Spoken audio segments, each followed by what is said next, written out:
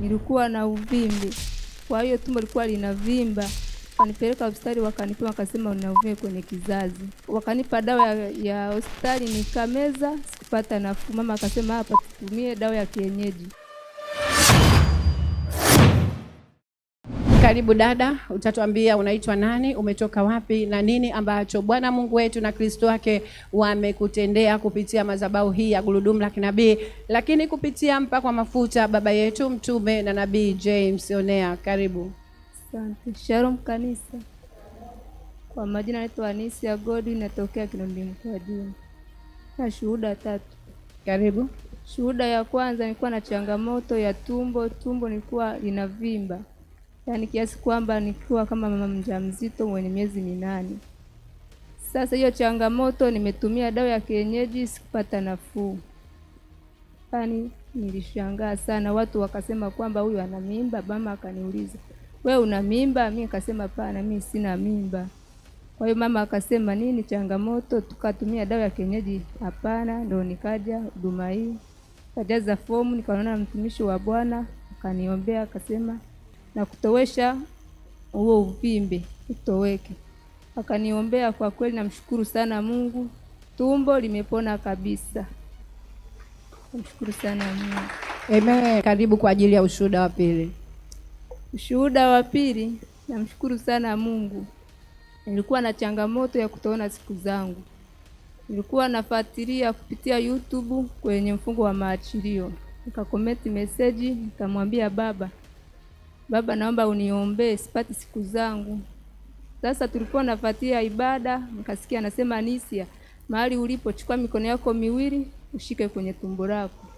Kwa hiyo nikachukua mikono yangu miwili nikashika kwenye tumbo langu, akaniombea, akasema nakupa siku 21 utapata siku zako. Kwa kweli namshukuru sana Mungu. Siku ya 4 ndio nikaona siku zangu zikarejea. Kwa kweli namshukuru sana Mungu.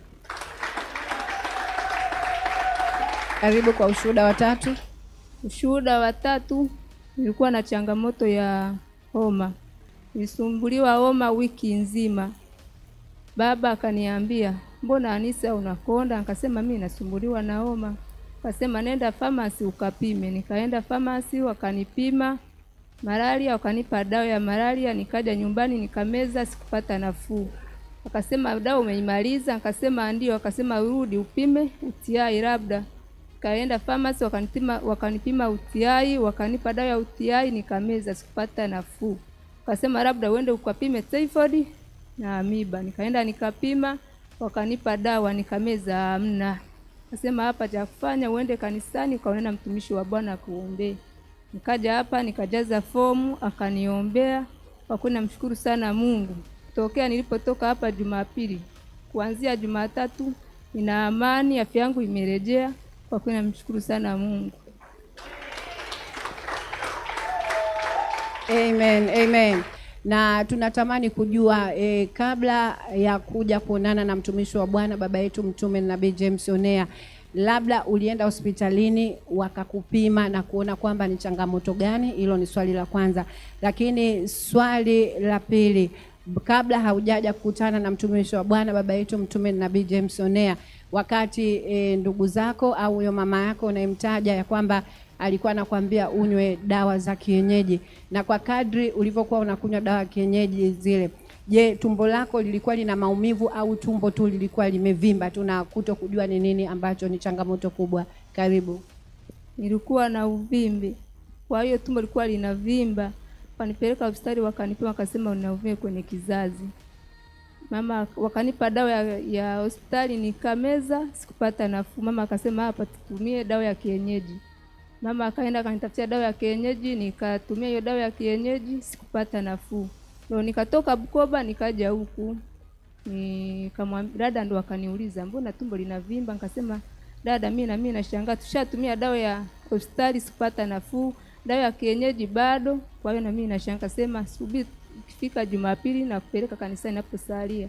Ukaona na mtumishi wa Bwana akuombee. Ukaona mtumishi wa Bwana, kwa kweli namshukuru sana Mungu. Mtumishi wa Bwana akaniombea, akatowesha uvimbe wote, akaachilia maachilio. Kwa kweli namshukuru sana Mungu. Tumbo limepona kabisa. Amen. Na tunatamani kujua, kabla ya mtumishi wa Bwana baba yetu mtume Nabii James Onea hajakuhudumia kwa njia ya maombi, labda huo uvimbe wako tumboni ulidumu kwa muda gani? Ni miaka, miezi au siku? Karibu. Miaka 5 tokea 2021. Amen. Na baada ya kukutana na mtumishi wa Bwana baba yetu mtume Nabii James Onea, ukatuambia kwamba akakuhudumia na akakwambia huo uvimbe umetoweka. Je, baada ya mtumishi wa Bwana kukuhudumia ulienda hospitalini au umeamini tu ya kwamba Bwana amekufungua? Karibu. Nilienda hospitalini, wakanicheka, wakakuta uvimbe sina tena. Amen, amen. Na labda ulipokuwa umetoka Bukoba kuja huku ulibeba vyeti kwa ajili ya ule uvimbe ambao madaktari walikupima na wakakuona, na tunatamani kujua kama siku ya leo labda umeacha kwenye pochi, umekuja na cheti kwa ajili ya baada ya kuombewa na mtumishi wa Bwana na madaktari wakakupima wakasema hauna uvimbe. Tunatamani kulijua hilo. Sina vyeti. Amen. Na umetuambia ushuhuda wa pili ya kwamba ulikuwa na changamoto ya kuto kupata siku zako zilikoma kabla ya wakati. Ni hizo siku zako zilikata kwa muda gani? Ni siku, miezi au miaka? Tunatamani kujua, na baada hapo nina swali nitakuuliza. Karibu. Miezi mitatu. Miezi mitatu. Na baada ya mtumishi wa Bwana kukwambia shika mikono yako katika eneo lako la tumbo, akakuombea na akakupa siku 21, unatuambia kwamba baada ya ile siku 4 mbele uliweza kupata siku zako. Kwako wewe hali hiyo ilikuwaje? Tunatamani kujua. Karibu. Kwa kweli mimi nilishangaa sana, maana nimeteseka sana miezi mitatu sipati siku zangu. Kwa hiyo mtumishi wa Bwana aliponiombea, mimi nichukua imani kwamba hapa nimepokea, nitapona. Kwa hiyo namshukuru sana Mungu. Amen.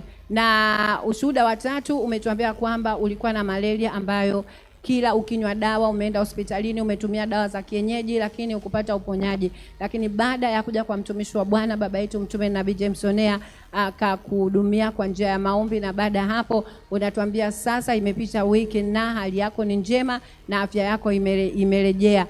Unajisikiaje baada ya mtumishi wa Bwana kuweza kukuhudumia? Changamoto ambayo ilikutesa kwa muda mwingi, umetumia madawa lakini hayakupa unafuu wote, lakini kupitia maneno machache ya mtumishi wa Bwana, Bwana ameweza kuzilisha nguvu zake. Tunatamani kujua. Karibu. Nasikia furaha, amani. Kwa kweli namshukuru sana mtumishi wa Bwana, aendelee Mungu ampe maisha marefu ya kuishi hapa duniani, aweze kutuokoa sisi wanadamu. Amen. Basi dada yetu Anisia, Mungu akubariki na aendelee kuimarisha afya yako. Barikiwe na Bwana.